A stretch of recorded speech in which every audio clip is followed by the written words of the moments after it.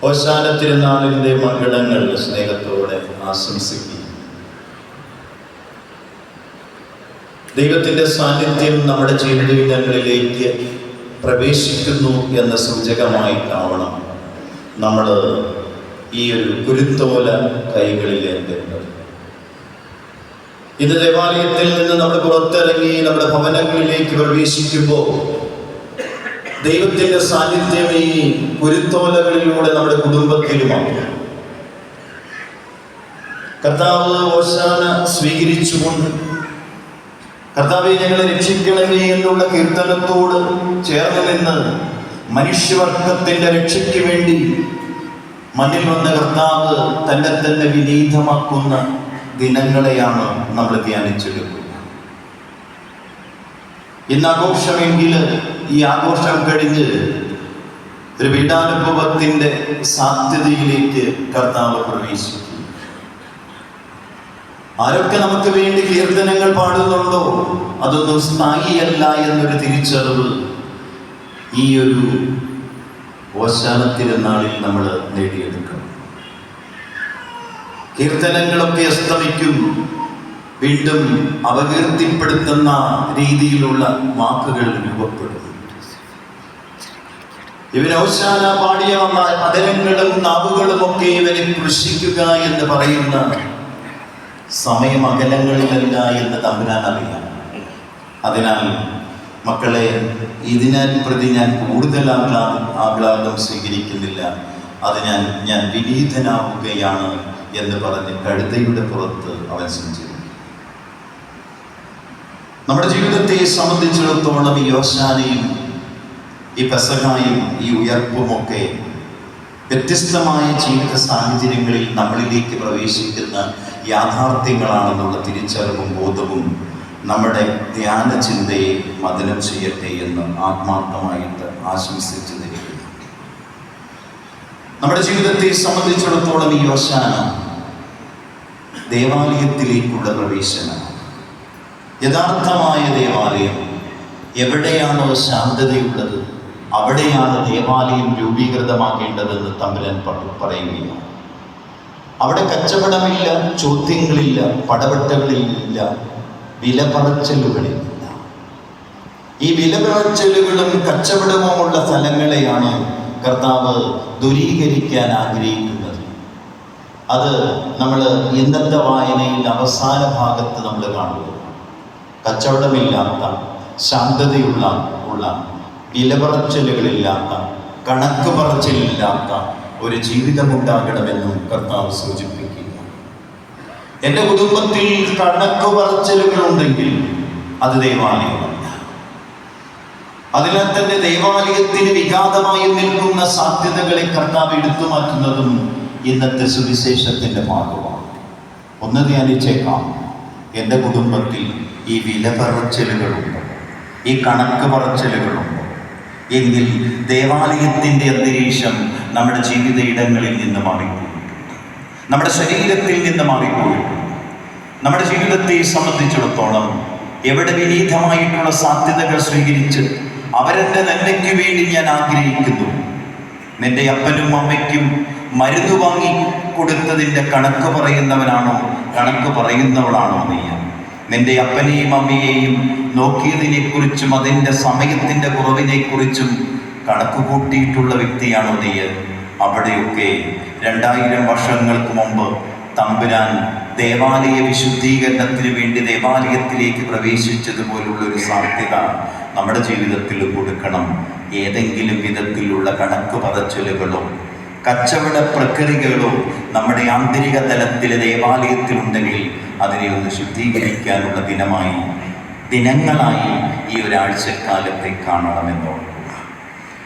വീണ്ടും നമ്മൾ എത്രമാത്രം വിനീതമാക്കപ്പെടുന്നോ അത്രമാത്രം ദൈവത്തിൻ്റെ സാന്നിധ്യം നമ്മുടെ ജീവിതത്തിലേക്ക് വരും. വിനീതമായാൽ മാത്രമേ ദേവാലയത്തിലേക്ക് പ്രവേശിക്കാൻ കഴിയൂ. ഈ ഒരു സുവിശേഷത്തിൽ പറഞ്ഞു വരുന്ന വാക്കുകൾക്ക് തനതായ ഒരു അർത്ഥമുണ്ട്. നമ്മളത് പഠിക്കണം. അവൻ ജെറുസലേമിലേക്ക് പ്രവേശിച്ചു. ജെറുസലേമിലേക്ക് അവൻ വിനീതമായിട്ട് കഴുതപ്പുറത്ത് പ്രവേശിച്ചു എന്ന് പറയുമ്പോൾ അതിനൊരു തനതായ ഒരർത്ഥമുണ്ട്. ജെറുസലേം എന്ന് പറഞ്ഞാൽ അതിൻ്റെ അർത്ഥം സിറ്റി ഓഫ് ഗോഡ് എന്ന്, ദൈവത്തിൻ്റെ സാന്നിധ്യം അല്ലെ ദൈവത്തിൻ്റെ നാട് എന്നാണ് അതിൻ്റെ അർത്ഥം. അപ്പൊ ദൈവത്തിൻ്റെ സാന്നിധ്യത്തിലേക്ക് ആരൊക്കെ പ്രവേശിക്കാൻ ആഗ്രഹിക്കുന്നുണ്ടോ അവരൊക്കെ വിനീതമായി തീരണമെന്ന് കർത്താവ് പഠിപ്പിക്കുക. ആരൊക്കെ വിനീതമായിട്ട് തീരുന്നുണ്ടോ അവരിലൊക്കെ ദൈവത്തിൻ്റെ സാന്നിധ്യമുണ്ടെന്നാണ്. ഒരു ഭക്ഷണശാലയിൽ വർഷങ്ങളായിട്ട് ജോലി ചെയ്യുന്നൊരു മനുഷ്യനുണ്ട്. ഈ മനുഷ്യൻ്റെ ചിന്താഗതികൾ വ്യത്യസ്തമാണ്. തൻ്റെ ജോലികളൊക്കെ അവൻ കൃത്യനിഷ്ഠമായിട്ട് നിർവഹിക്കുന്നുണ്ടെങ്കിലും ധ്യാനാത്മകമായ ജീവിതത്തിൻ്റെ ഉടമസ്ഥനാണ്. മറ്റു ജോലിക്കാരൊക്കെ ചോദിക്കും, നിങ്ങൾ എന്തേ ഇത്രമാത്രം സാത്വികനാണ്, എന്തേ നിങ്ങൾ ഇത്രമാത്രം സേവന സന്നദ്ധയുള്ളവനായി ജോലിക്കുപരിയായി ചെയ്തിങ്ങനെ ജീവിക്കുന്നത്? അദ്ദേഹം പറയുന്നുണ്ട്, ഞാൻ എൻ്റെ ഗുരുവിന് വേണ്ടി കാത്തിരിക്കുകയാണ്. വിനീതമായിട്ട് ഈ ഒരു ഭക്ഷണശാലയിൽ ജോലി ചെയ്യുമ്പോഴും എൻ്റെ പ്രയാണവും എൻ്റെ ലക്ഷ്യവും ഒക്കെ ഒരു ഗുരുവിന് വേണ്ടിയാണ്.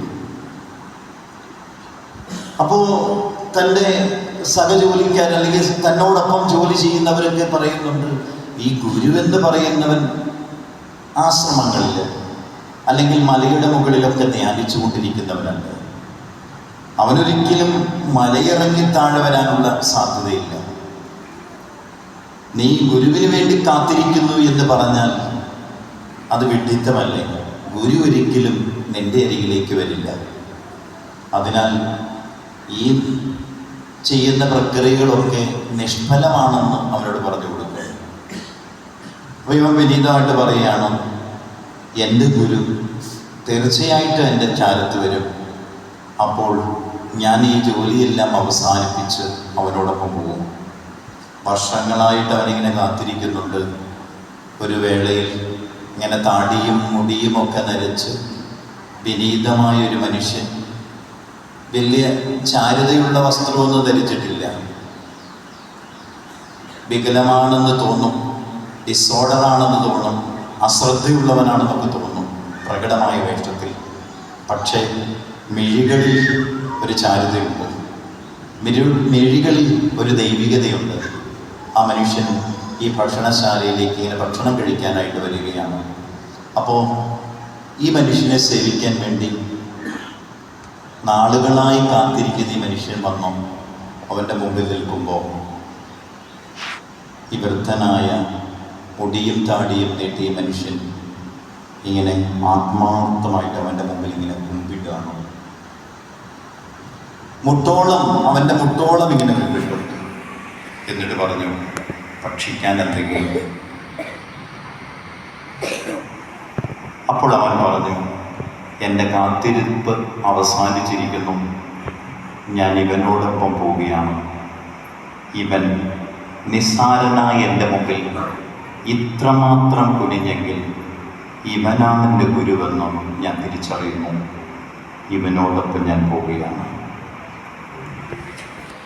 ആരാണ് ഗുരുവെന്ന് നീ തിരിച്ചറിയണം. നിൻ്റെ മുമ്പിൽ ആരൊക്കെ വിനീതമായിട്ട് കൊണ്ടുവന്നുണ്ടോ അവരൊക്കെ നിൻ്റെ ഗുരുക്കളാണെന്നുള്ളൊരു തിരിച്ചറിവ്. അതാണ് ക്രൈസ്തവൻ്റെ വേദശാസ്ത്രം. ആരൊക്കെ നിൻ്റെ മുമ്പിൽ വിനീതമായിട്ട് കുനിയുന്നുണ്ടോ അവനൊക്കെ നിൻ്റെ ഗുരുവാണെന്ന് തിരിച്ചറിയണം. എന്തിനാ നമ്മൾ ഇങ്ങനെ കുനിയണം? ഈ കുനിയിലിൻ്റെ അർത്ഥം എന്താ? നമ്മൾ ദേവാലയത്തിൽ വരുമ്പോൾ ഇങ്ങനെയൊക്കെ ഒന്ന് കുനിഞ്ഞ് കാണിക്കാറില്ലേ? എന്താ അതിൻ്റെ അർത്ഥം? നീ എത്രയോ മഹോന്നതനാണ്. നമ്മളിങ്ങനെ പരസ്പരം കാണുമ്പോൾ ചിലരൊക്കെ ഇങ്ങനെ ഒന്ന് കുനിയനെ കാണാം. അത് ഉള്ളിൽ നിന്ന് വരുന്നതാണ്. അതൊരു കാട്ടിക്കൂട്ടലുകളൊന്നുമല്ല. അതിൻ്റെ ഉള്ളിലുള്ള ആന്തരിക അർത്ഥം എന്താണെന്നറിയാമോ? നീ എന്നേക്കാൾ മഹോന്നതനാണ്, നീ എന്നേക്കാൾ ഉന്നതനാണ്. ഉന്നതന് മാത്രമേ ഇങ്ങനെ കുനിയാൻ പറ്റത്തുള്ളൂ. ഈ ദിവസങ്ങളിൽ നമ്മുടെ ധ്യാനം എങ്ങനെയാവണം? ലോകത്തിൻ്റെ രക്ഷയ്ക്ക് വേണ്ടി കുനിഞ്ഞു പോയൊരു തമ്പുരാൻ നമുക്കുണ്ട്. ലോകത്തിൻ്റെ രക്ഷയ്ക്ക് വേണ്ടി കുനിഞ്ഞുപോയൊരു തമ്പുരാൻ നമുക്കുണ്ട്. ആ ഒരു തിരിച്ചറിവ് നമ്മുടെ ജീവിതത്തിൽ ഉണ്ടാകട്ടെ എന്ന് ആത്മാർത്ഥമായിട്ട് ആശംസിച്ചു തരികയാണ്. ഇന്ന് മാതാപിതാക്കളുടെ മുമ്പിൽ കുനിയാൻ മറന്നുപോകുന്ന മക്കളുള്ള ഒരിടമാണ് നമ്മുടെ ലോകം. ഇന്ന് ഗുരുക്കളുടെ മുമ്പിൽ കുനിയാൻ ധാർഷ്ട്യം കാണിക്കുന്ന, അല്ലെങ്കിൽ കുനിയാൻ പ്രാപ്തിയില്ലാത്ത ധാർഷ്ട്യത്തിൽ കഴിയുന്ന ഒരു ലോകത്തിലാണ് നമ്മൾ. ഇന്ന് ആധിപത്യം പുലർത്താൻ ആഗ്രഹിക്കുന്ന ലോകത്തിലാണ് നമ്മൾ. എവിടെയൊക്കെ ചവിട്ടിത്താഴ്ത്താനുള്ള സാധ്യതയുണ്ടോ അവിടെയൊക്കെ ചവിട്ടിത്താഴ്ത്തത്തക്ക വിധത്തിലുള്ള ബലമുള്ളവരായി നേടാനുള്ള ത്വരയുള്ളവരാണ് നമ്മൾ. കണ്ണുകളൊന്നും അടച്ചേക്കാം. ഇതുമാത്രമേ ഉള്ളൂ ഓശാനയുടെ സന്ദേശം. അവൻ വിനീതനായതുപോലെ ഒന്ന് വിനീതനാവുക. അത് ജീവിത പങ്കാളിയുടെ മുമ്പിലാണ്, അത് മക്കളുടെ മുമ്പിലാണ്, മാതാപിതാക്കളുടെ മുമ്പിലാണ്. ഈ ലോകത്തിൽ ഒന്ന് കുനിയാൻ മറന്നു പോകുന്നതാണ് ഏറ്റവും വലിയ പരാജയം. ചിലപ്പോൾ നമുക്ക് പരാജയം ഉണ്ടാവാം, ചില പ്രതിസന്ധികൾ ഉണ്ടാവാം, ചില സാമ്പത്തിക പ്രതിസന്ധി. എല്ലാം സുഗമമായിട്ട് പോകുന്നതൊന്നുമല്ല ജീവിതം. ഒന്ന് കുനിഞ്ഞു കൊടുക്കുക. കുനിയുമ്പോൾ ചിലതെല്ലാം നിനക്ക് കാണാൻ പറ്റും. ഈ തമ്പുരാൻ കുനിഞ്ഞത് എന്തിനാണ്? യഥാർത്ഥത്തിലൊന്ന് നിവരാൻ വേണ്ടി. നമ്മളിങ്ങനെ കുനിയുകയും നമ്മുടെ പ്രഭാതങ്ങളിൽ നമ്മൾ ചെയ്യാറുണ്ടല്ലോ വ്യായാമം. വ്യായാമത്തിൽ ഈ കുനിയലുണ്ട്. കുനിയും വരികയും കുനിയിൽ വരികയും ചെയ്യാം. എന്തിനാ ഈ വ്യായാമം ചെയ്യണേ? നന്നായിട്ടൊന്ന് നിൽക്കാൻ വേണ്ടിയിട്ടാണ്. തമ്പുരാൻ 2000 വർഷത്തിന് മുമ്പിൽ ഒരു വ്യായാമം ചെയ്യാൻ വേണ്ടി ലോകത്തിലേക്ക് വന്നു. എന്തിനു വേണ്ടിയാണെന്നറിയാവോ? അവൻ മഹോന്നതനാണെന്ന് പഠിപ്പിക്കാൻ വേണ്ടി. ഈ ഒരു തിരിച്ചറിവ് നമുക്കുണ്ടാവും. അവനിങ്ങനെ കുനിഞ്ഞതെന്തിനാണ്? കൃത്യമായിട്ടൊന്ന് നിൽക്കാൻ വേണ്ടി. നമ്മുടെ കോലാഹലങ്ങളൊന്നും നമ്മുടെ ജീവിതത്തിൽ ഒരു സമാധാനം തരത്തില്ല. അതുകൊണ്ട് ദേവാലയത്തിൻ്റെ ഒരു ശുദ്ധതയെക്കുറിച്ച് രാജാക്കന്മാരുടെ 1-ാമത്തെ പുസ്തകത്തിൽ 6-ാം അധ്യായത്തിൽ ഇങ്ങനെ പറയുന്നുണ്ട്.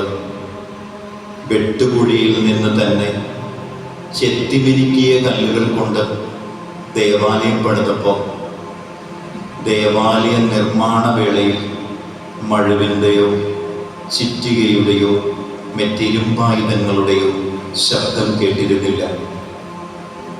എന്താണെന്ന് മനസ്സിലായോ? രാജാക്കന്മാരുടെ 1-ാമത്തെ പുസ്തകത്തിൽ 6-ാമത്തെ അധ്യായം 7-ാം തിരുവചനമാണെന്ന് അച്ഛന് തോന്നുന്നത്.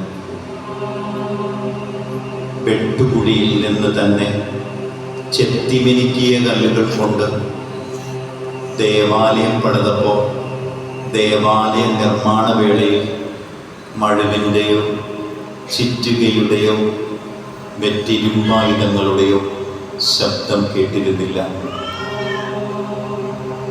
അവൻ ദേവാലയം നിർമ്മിക്കാനായിട്ട് ഈ മണ്ണിലേക്ക് വന്നതാണ്.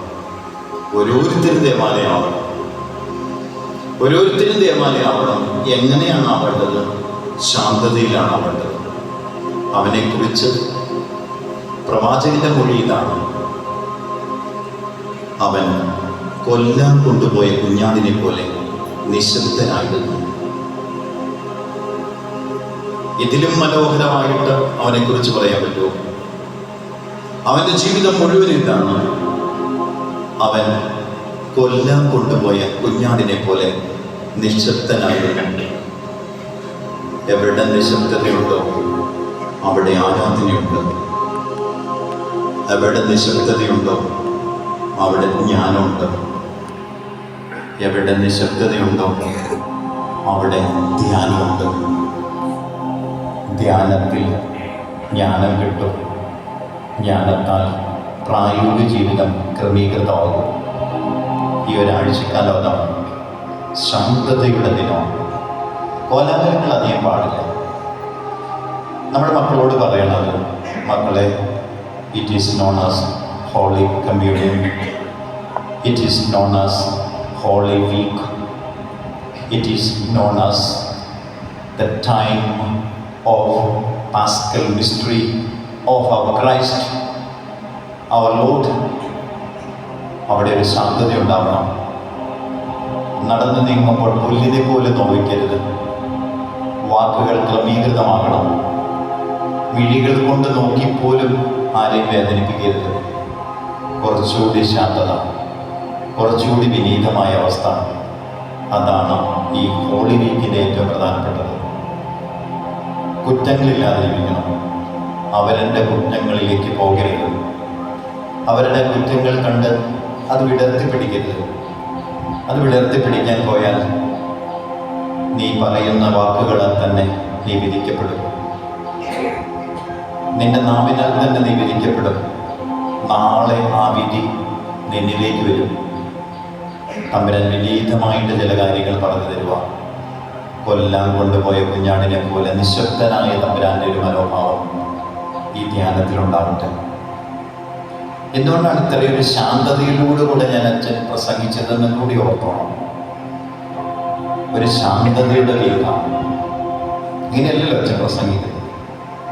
ഒരു ശാന്തതയുടെ ഒരു ആഴ്ചയിലേക്ക് പ്രവേശിച്ചതുകൊണ്ട് അവിനീതമായൊരു ഭാവം ഉണ്ടാവട്ടെ. അവനെൻ്റെ ഗുരുവാണെങ്കിൽ അവൻ കുമ്പിടുന്നവനാണ്. നമുക്കൊക്കെ നമ്മുടെ മുമ്പിൽ പ്രത്യക്ഷപ്പെടുന്നവരുടെ മുമ്പിൽ ഗുരുക്കളാകാൻ പരിശ്രമിക്കണം. കുറച്ചുകൂടി ഒന്ന് വിനീതമായിട്ട്, കുറച്ചുകൂടി ഒന്ന് തലകുനിച്ചിട്ട് അവനെ പോലെ ആ കഴുതയുടെ പുറത്ത് അവനെന്ത് ഈ കുതിരപ്പുറത്ത് കയറാതിരുന്നത്? അത് ദ എന്ന വാക്ക് കടന്നു വരും. ഈ ദ എന്ന വാക്കിനെ ഒന്ന് ഉപേക്ഷിക്കുക എന്നുള്ളതാണ്. I am the, no, I am least. I am least എന്ന് പറഞ്ഞാൽ നിസ്സാരം.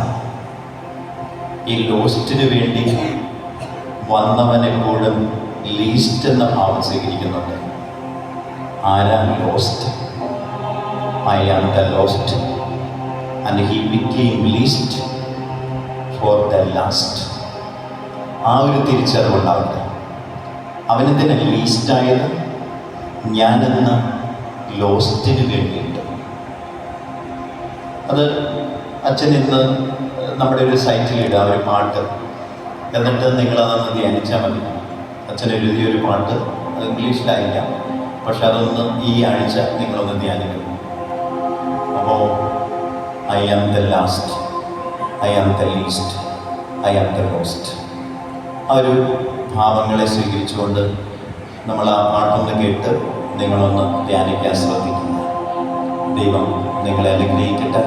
കുറച്ചുകൂടി വിനീതമാകാൻ വേണ്ടിയിട്ട് ഈ ഒരാഴ്ചയെ നമ്മൾ ഏറ്റെടുക്കുന്നവയെന്ന് ഓർമ്മിപ്പിക്കുകയാണ്, ആശംസിക്കുകയാണ്. പിതാവിൻ്റെയും പുത്രൻ്റെയും പരിശുദ്ധാത്മാവിൻ്റെയും നാമത്തിൽ.